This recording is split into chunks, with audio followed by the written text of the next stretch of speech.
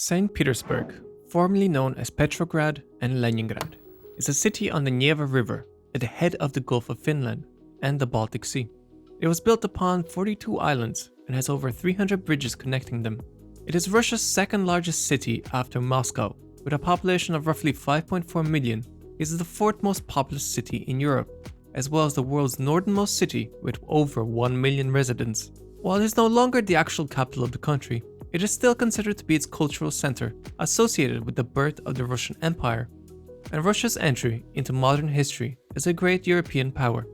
We cannot truly understand St. Petersburg's importance without looking back at its history. Between 1236 and 1242, the Mongolians were invading Europe, and after they left, what was left was much changed, especially in Russia. Respect for civic values and any notion of democracy was wiped away from Russian psyche, with over 200 years of oppressive rule under the Golden Horde. After the invaders finally left, Russia as a country, united by its rulers, adopted the same autocratic practices and regime style embodied by the despotic Asian rule. It took another 200 years for a ruler to come around who was willing to open Russia back up to Western influences and to try to reform it. Arguably the most influential ruler in Russian history, Peter the Great, came to power in 1696 with the burning desire to change the country and pull it out of backwardness. St. Petersburg was his attempt at modernizing. During the Great Northern War, Russia marched onto a place called Nevashansk, which was held by Sweden. It soon surrendered, and Peter decided that this was going to be the location of his city and founded St. Petersburg on the 16th of May, 1703. Prior to St. Petersburg, the only major seaport in the country was located in Arkhangelsk, where access was severely limited due to the White Sea completely freezing over half of the year. St. Petersburg was to be the new port connecting Europe to Russia, giving it a chance to export its goods and creating a navy, ending its landlock. However, most of Russian aristocracy at the time was appalled with the chosen location. It was considered a swampy, desolate bog, prone to flooding, icebound in winter, and infested with mosquitoes during the summer, and almost uninhabited with just a couple of small fishing villages along the shores of Lake Ladoga and along the banks of the Neva. The first priority when founding the city was to engineer a fort to protect the settlement from the Swedes, and this was the Peter and Paul Fortress, the first version of which was constructed using earth and wood. Peter forced people from all over the country to work on his settlement, including criminals that were destined to be relocated to Siberia. Working on the city in the early years of its construction was as good as a death sentence. The laborers lacked food, housing, and adequate tools, and many died from malaria, scurvy, dysentery, and even Swedish attacks. The fortress was completed within 5 months, and it is estimated that as many as 30,000 people perished building it and founding the city. By September 1704, St. Petersburg was unofficially referred to as the new capital of Russia. While they didn't want to leave their homes in Moscow, Russian aristocracy had no choice but to relocate to the new capital, as Peter ordered them. Otherwise, they would face penalties and lose their titles. Creating a Baltic fleet was one of the main priorities. During the following decade, 50,000 shipwrights and craftsmen arrived in the city. St. Petersburg grew rapidly over the next 3 decades. It was a new city, in an old country, built and designed according to modern European standards, employing architects from France and Italy. Easily the biggest issue faced by its inhabitants were the sudden and often occurring floods. This issue was a major hurdle to the credibility of the city. Floods were a constant threat, haunting the city for most of its history. There was also a countrywide shortage of stonemasons. All of them were commissioned to work in St. Petersburg. Building in stone was banned everywhere else in the country. Anyone traveling to St. Petersburg was required to bring stones with them to provide construction materials. By 1720, there were about 60,000 houses, including many palaces, that had been built. One could almost mistake the city for Paris or London at that point. Probably the grandest project of this time was the Kunstkammer. It housed anatomical collections purchased in Europe and the minerals and fossils found in Siberia. Also, the Academy of Sciences was officially opened on November 2nd, 1725. A time of intense construction for the city came at the end of the Great Northern War in 1721. The victory established the Tsardom of Russia as a new European power and was the start of a major decline for the Swedish Empire. Russia now possessed Karelia, Ingria, Livonia, Estonia, and Kurland. These newly acquired lands included multiple new ports with access to the sea such as Narva, Riga, and present-day Tallinn. But St. Petersburg was a thriving city by now, and no longer a joke. It was a busy naval base fortress manned by more than 7,000 Russian sailors, and St. Petersburg was to remain Russia's primary port and capital. Things briefly took a turn for the worse when Peter II took control of the country. He established his court in Moscow to the delight of many aristocratic families.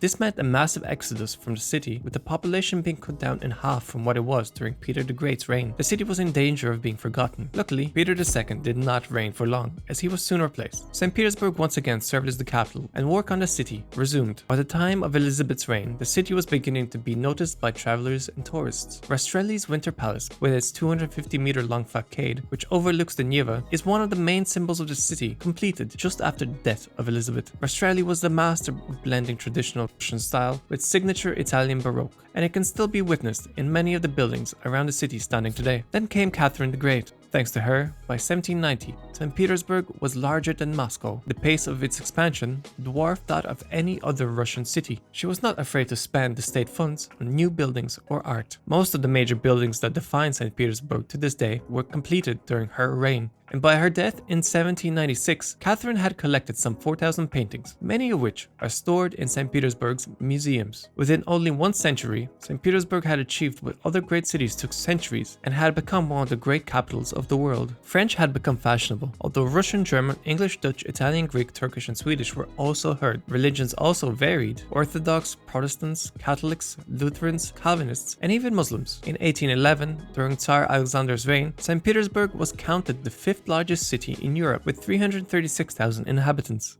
Napoleon's invasion commenced on 24th of June 1812. A final offer of peace was sent to St. Petersburg shortly before commencing the attack. Napoleon never received a reply, so he gave the order to proceed into Russian Poland. In the end, St. Petersburg was untouched by Napoleon's forces, as Moscow was perceived to be more important by Napoleon.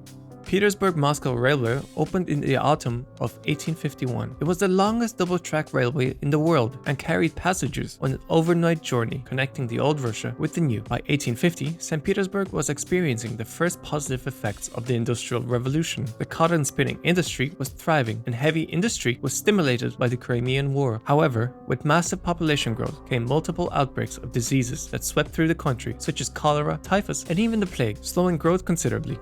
In the 1890s, St. Petersburg became the largest manufacturing complex in the Russian Empire, with its architectural treasures left as prey to pollution. Its skyline was spoiled by soot coming from workshop chimneys.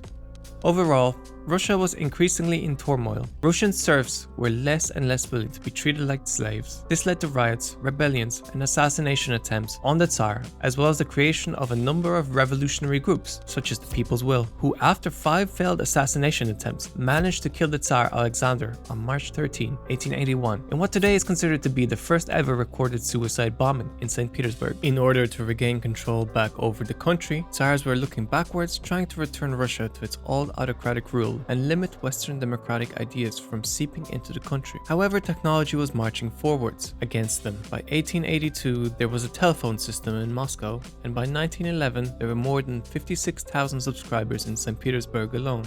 For most of 1905, St. Petersburg was in a state of upheaval as revolutionaries, students, workers, and professional unions consolidated their attack on autocracy. The most infamous event was called the Bloody Sunday, when on Sunday 22nd of January 1905, unarmed demonstrators were fired upon by soldiers of the Imperial Guard as they marched towards the Winter Palace to present a petition to Tsar Nicholas II. The official figure was kept low, but the toll of dead or badly wounded was close to 1,000 people. Many see the events that occurred on that fateful day as key leading up to the revolution of 1917. Bloody Sunday was followed by months of disruption and bloodshed. These were largely disputes over conditions, unfair treatment, wages, and working hours. But then, as it seems, the day was saved by World War I. Russians had to come together in order to face the threat coming from Germany. There was no more time for strikes. St. Petersburg was a city mobilized for war, and anti-German fever ran high. Excited mobs started destroying German shop fronts and looting stocks as the authorities turned a blind eye. The working day was extended up to 12 hours in machine plants and 13 hours in textile mills. Accidents multiplied in the insufferable heat, and inflation devoured the wages. St. Petersburg was renamed to Petrograd because they thought it sounded too German. In the first 5 months of the First World War, Russia lost nearly 2 million men. As the Germans advanced in the summer of 1915, trainloads of soldiers, thousands daily, were carried to the front, while the wounded along the countless refugees flooded into the capital. The effort for the Great War came to a halt in Russia after the October Revolution of 1917 and was instead replaced by the Russian Civil War. The insurrection was led by Vladimir Lenin. On 24th of October, the government shut down numerous newspapers, closed the city of Petrograd in an attempt to stall the coup. This led to minor armed skirmishes, but the next day a full-scale uprising erupted as a fleet of Bolshevik sailors entered the harbor and tens of thousands of soldiers rose up in support of the Bolsheviks. Then on 7th of November, the Bolsheviks stormed the Winter Palace, ending the political power of the existing regime in the city. In early 1918, the Germans once again advanced to Petrograd and even attempted to bomb the city. It became apparent that Petrograd was too vulnerable to remain the capital, and the Bolsheviks moved the government to Moscow. As the Great War ended and the capital was moved, Petrograd had become a ghost town. Cholera returned in the spring of 1918 as efforts to repair sanitation stagnated. The economic situation was aggravated by the end of the war, resulting in 200,000 factory workers being laid off. So bad was the situation that the unemployed were offered free passage on the railways to allow them to escape to the countryside in search of food. Petrograd's population of 2.5 million in 1917 fell to around 740,000 by early 1920s. The city was more extensive than Berlin or Paris, but in those capitals, populations were on the increase after the war, while Petrograd was an abandoned, half-ruined museum.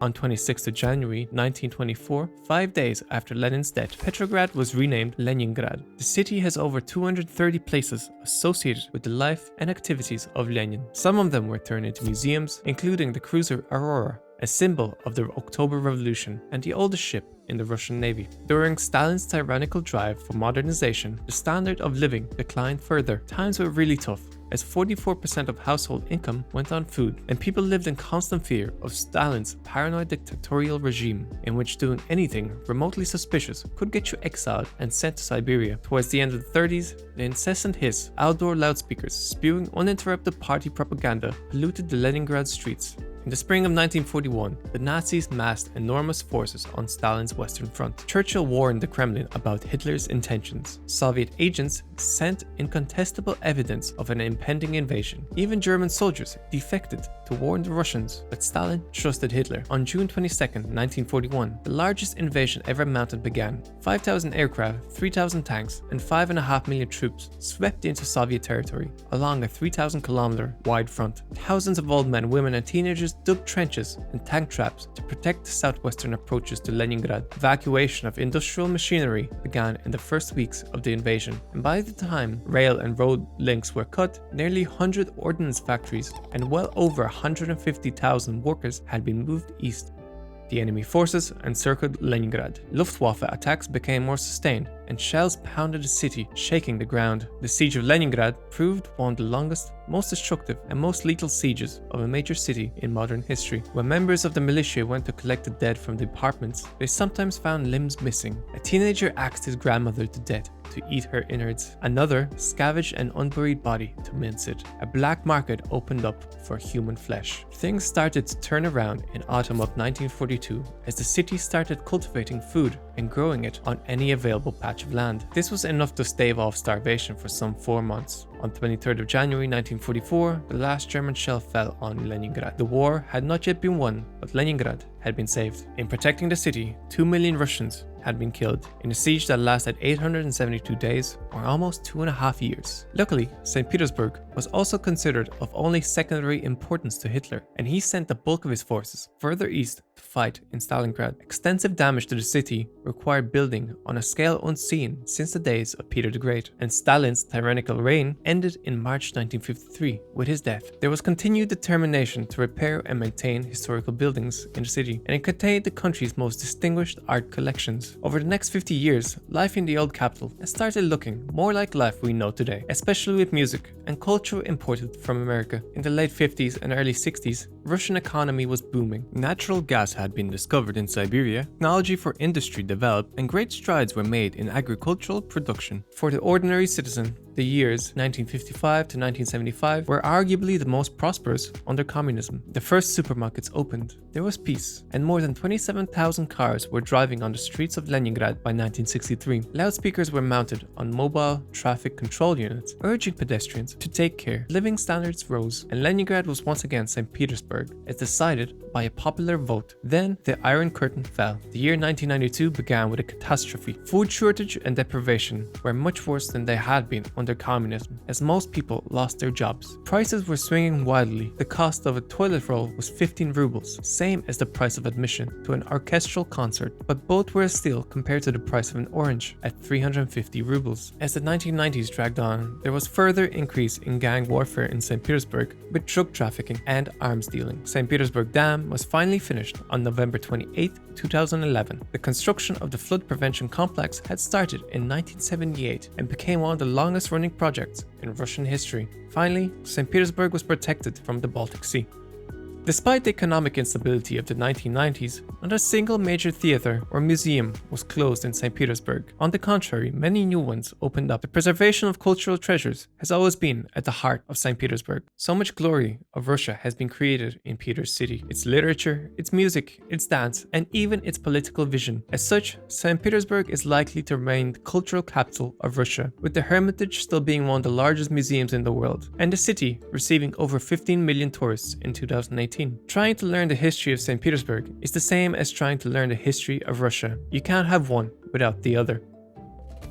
When I started working on this project, I didn't realize I'd be covering most of Russia's history in just one video. Most of the info I presented in this video I found by reading Jonathan Miles' St. Petersburg, listening to Russia the Wild East by Martin Sixsmith, and The History of Russia by great courses on Audible. Links to those books in my description. Now have a guess where this is, and I'll see you in the next video. Your Perspective out. That's all.